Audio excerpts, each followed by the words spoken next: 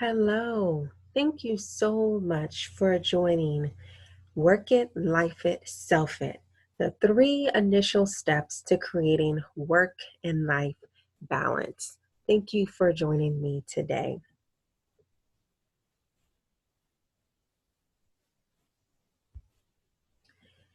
You may ask, who is this lady that is telling us about work-life balance? Well, hello, my name is Latika Vines. I am a Christian career strategist preparing working millennial moms to get promoted so they can achieve success while having a balanced lifestyle. I lead an online community of Christian working mommies who are focusing on their careers by providing a weekly faith-based inspiration call and monthly career development training that is also online. And I am a working full-time mom with four young girls. Yes, I have four girls, a 2-year-old, a 4-year-old, a 6-year-old, and an 8-year-old, and a husband.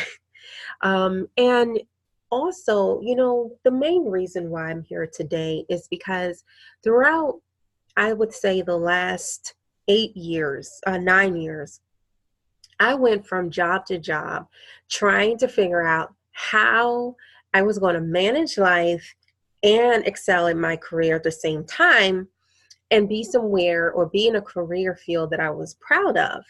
And I tell you, I failed miserably until one day, and that day is when I was diagnosed with postpartum depression.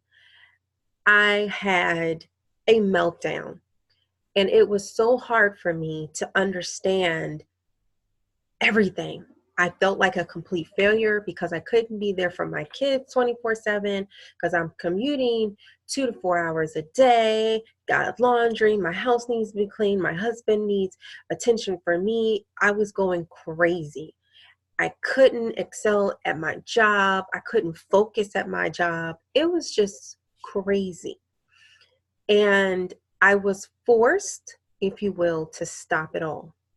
I was forced to go on leave, to talk to someone, and to understand what are you doing, Latika? And so I finally was able to discover what it is that I was supposed to do. And that was a lot of conversations with God. What is it that I'm supposed to do, God, as a mom, as a wife, as a career driven woman? What am I supposed to do? He revealed that to me. And I was able to sit down, develop a plan on how that was going to be achieved. And from that, I birthed Visionary Initiatives. And Visionary Initiatives is a career development and coaching organization to help moms like myself live on purpose, grow their career or their business, and be a mom. So you can check more about me at www.visionary-initiatives.com. I'm also a two-time author. Both of my books are available on Amazon. I am a speaker and I host an annual Women's Empowerment Breakfast where I provide encouragement, equipment, and education for women to live on purpose. So this thing of women, moms living on purpose is really dear to my heart. Now, this presentation is for those moms who feel like you need to be more efficient with your time. You have or you experience mom guilt in the past. You feel like you're missing out on some important moments in your child's life because you have to work certain hours and they're set, and your children's, activities are, in the afternoon. You can't break away. It's just a lot. And you feel like you're missing out on a lot. Maybe you don't know where you're going next in your career. Maybe you want to go to that next level. And that next level, the word promotion doesn't necessarily mean monetary. That word promotion could be more responsibilities, more experience. So you may not know exactly how to do that. And then, maybe you are mentally and physically drained from not having enough time to relax from your commute, cleaning your house, helping the kids with their homework, having time with your husband. taking a shower is a lot of work because you have so much on your plate, and just the 5, 10 minutes, 15 minutes you take a shower can be a lot of time, away from his family or chores, tasks that need to be completed, or maybe just showing up to work on time and just happy to be there. So this presentation is for you. And today I'm going to share with you the 3 initial steps that you can take to create work and life balance that not only will benefit you, your family, but also your career. So the first thing is to let go of the mom guilt. I love this survey that Nuke did in 2013 of 2,000 moms, where 87% of them felt guilty at some point. 21% of them felt guilty, that mom guilt most of the time. And then 69% of them felt that mom guilt over their ratio of work-life balance. And then 40%, they worry that they are not developing enough or devoting enough time to their children. So that is a lot. That is a lot. But it's so important for us to realize that, one, we're not alone. Mom guilt is real, and it can be in so many different forms, if you will, definitions, if you will. But the one thing that I know for sure is that we all experience it. It could be defined different ways, but we all experience it. So you are not alone. But what I want to encourage you is that we can rise above this mom guilt. One of the things that really helps me is I have a planner, and it's a paper, a book planner. And this planner, I write down my affirmations all throughout the pages for the week, because my planner is broken down into weeks. So I write on all its 1, 2, 3, 4, 5, 6, 6 sides of the page, affirmations. And because I look at my planner every single day, I repeat these affirmations to myself to remind myself what I'm doing, why I am a working mom, why I'm working. I love to work because I know I'm making a difference in visionary initiatives. I know that I'm going to bless someone. I know that I can speak favor over someone's life, speak faith over someone's life, because that is what God has called for me to do. I'm going to be a blessing because God has blessed me. I make sure that I can repeat these affirmations every single day, and it just reminds me of what I'm doing. It kind of gets the mojo going, if you will. And then I also make sure that I take personal days off, to spend with my children, to spend with my husband, and to spend with myself. And I was just recently reminded that I need to spend time with myself. And it's so important that we as moms, a lot of that mom guilt is because we haven't taken the time to just settle down, settle our thoughts, settle our being, settle our being. And it's so important that we take those days off. Yes, I understand with moms, we're limited with our personal time off, our annual leave, our sick leave is limited. But we have to take that time to be by ourselves, to kind of just, that self-care. We talk about self-care a lot. And sometimes that self-care just could be, going to the park, taking the time off at work and going to the park, or maybe during your lunch break at work, taking a walk, taking a stroll somewhere, um, leaving your phone on silent in your pocket, but going outside and just walking, and just to gather your thoughts, just to be by yourself, and kind of have a conversation with yourself, have a conversation with God, tell him that you need help.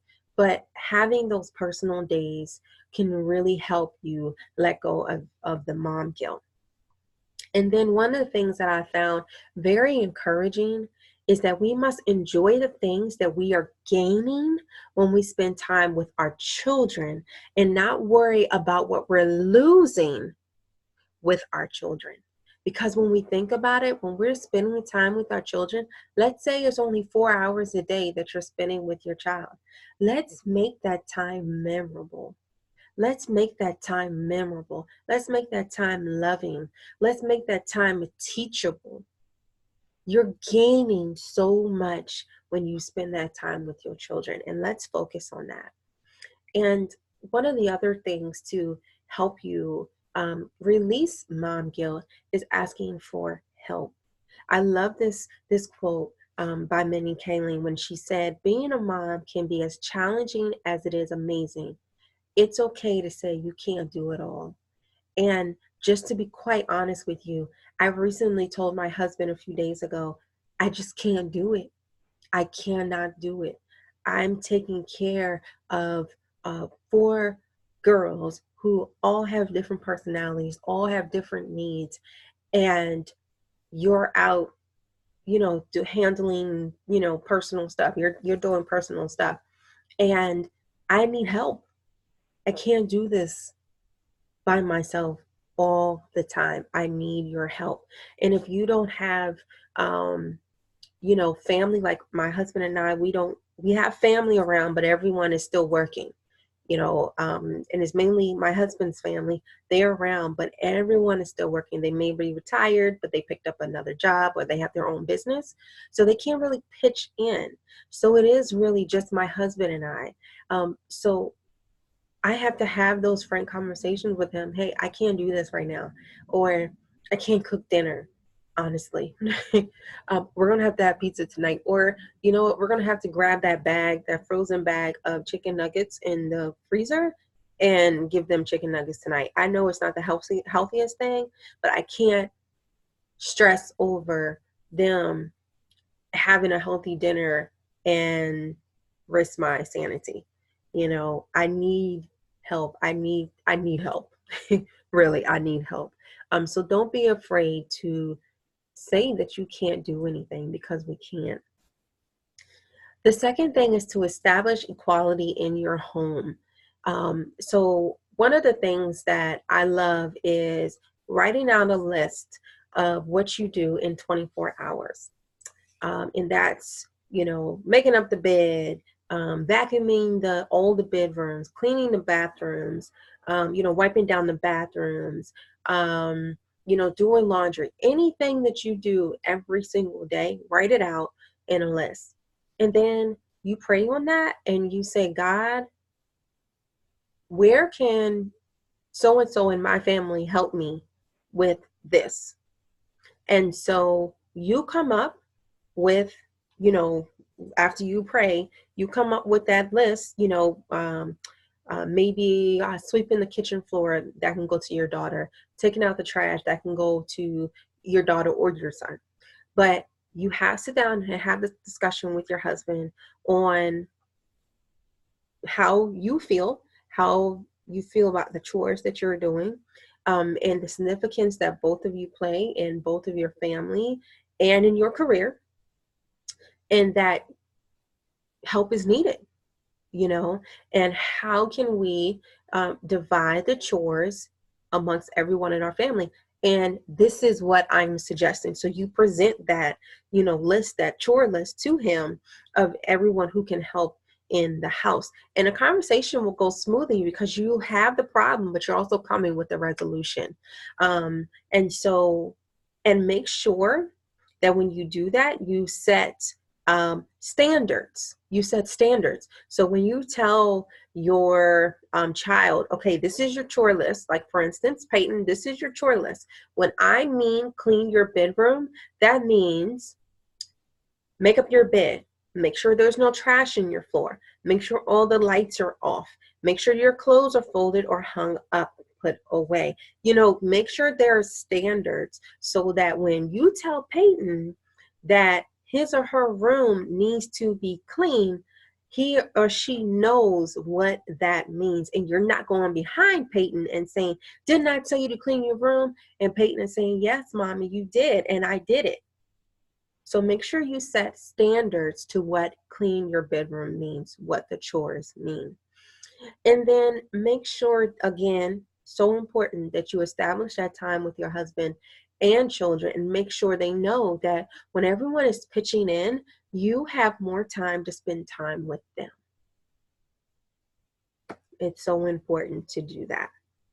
And then the thing I love to do is that with your husband and you, make sure you establish rules for when the children are sick or they need to go to different games or activities, that each of you share that responsibility. For instance, I have 4 kids, so I have my 2 older ones are in Girl Scout, my 2 younger ones are not. So we try to help each other where my husband will come home on a certain night a certain time on Thursday for me to take the older 2 to Girl Scout and he watched the younger 2. Or for instance, my daughter Courtney needed to go to the dentist. He was able to take the time off from work and take her to the dentist while I was able to stay at work the whole day and then get the other kids off the school bus and so forth. So make sure that you establish rules. So not everything is on you or your husband, but it's split, shared responsibility. And then the third thing is to create an action plan to get to the next level. So on top of making sure that you're not overwhelmed at home, you have to make sure that you're not overwhelmed with the thought of advancing your career. And again, advancing your career doesn't necessarily mean monetarily. It could just mean more responsibility, more experience, more exposure.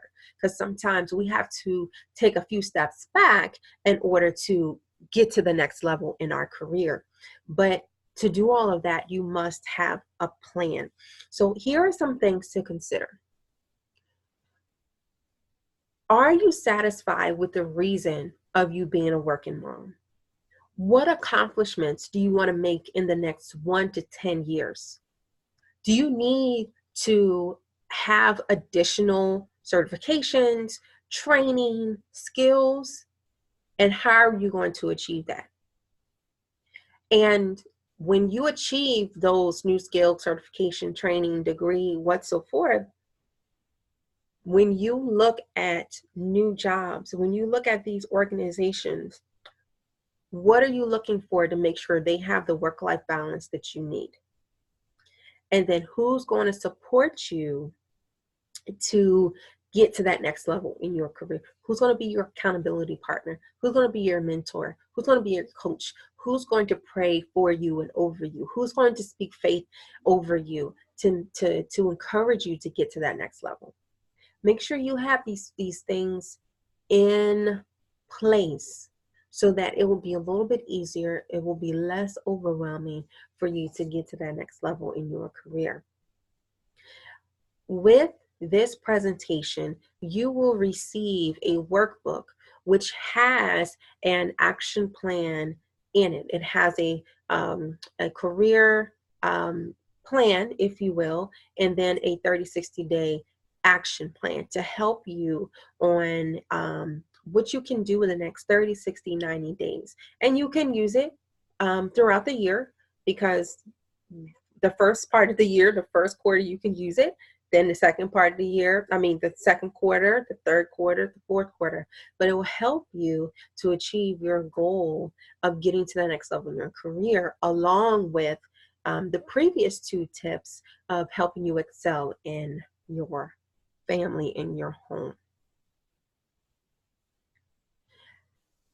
A bonus tip and something that is so important is that we as moms should give ourselves grace. According to a 2015 survey by Fisher Price, 42% of U.S. moms felt that properly caring for a baby while taking care of themselves and their responsibilities was a big challenge. And it is okay to feel that way. I know I felt that way every time I had a child. But we should not beat ourselves up again, letting go of that mom guilt for desiring to have a career and be a mom at the same time. There's so many statistics showing that children of working moms learn so much. Not saying that moms who stay at home, they're not teaching their children, because I truly believe moms that stay home, their children I know are phenomenal. They're just, oh my goodness. But working moms are giving their children by their actions what it means to work, that work ethic. Again, not saying that stay-at-home moms don't show that, but these working moms are showing them what it means to get to work on time, what it means when projects come up, how you manage your time to work on these projects, what it means to take business calls, how to dress for business. They're seeing so many things from you, and so it's a good thing that they're seeing this. So give yourself grace. And one of the things I absolutely love is Philippians 1:6, where it says, "And I am sure of this, that he who began a good work in you will bring it to completion at the day of Jesus Christ." So God is not done with you because you had a bad day, and you shouldn't be done with yourself when you have a bad day. God has great work for you to do. He has great work for you to do. And when he says you're done, you're done. But continue to give yourself grace. Continue to work hard. Continue to work hard. Let go of that mom guilt. Give yourself that grace. And then be patient.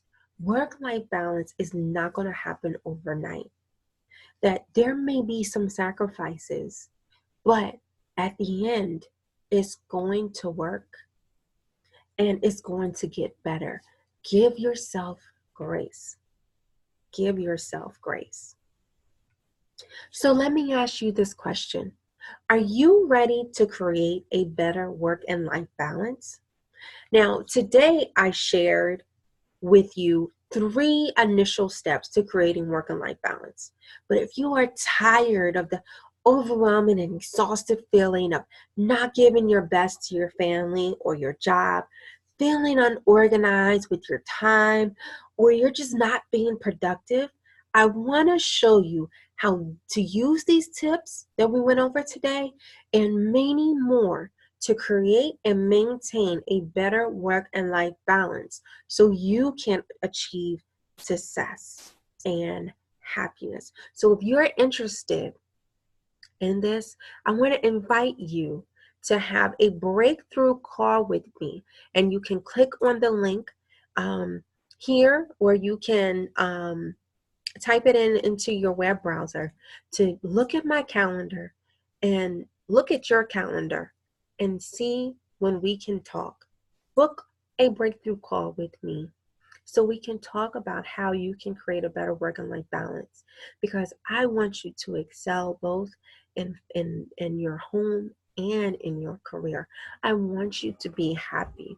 I want you to be successful. And again, success doesn't necessarily mean monetary, but just to be successful in living according to your purpose, living to your calling, living to what is truly going to make you happy from the inside. So I want to invite you to schedule a breakthrough call with me today. And you can also look up more information about me, again, on the website, www.visionaryinitiatives.com. I apologize, www.visionary-initiatives.com. You can send me an email at info@visionary-initiatives.com, or feel free to give me a call at 301-200-2264. I want to thank you for joining me today for this presentation, and I pray that you are encouraged, that you can create and maintain a work-life balance. Until next time, take care.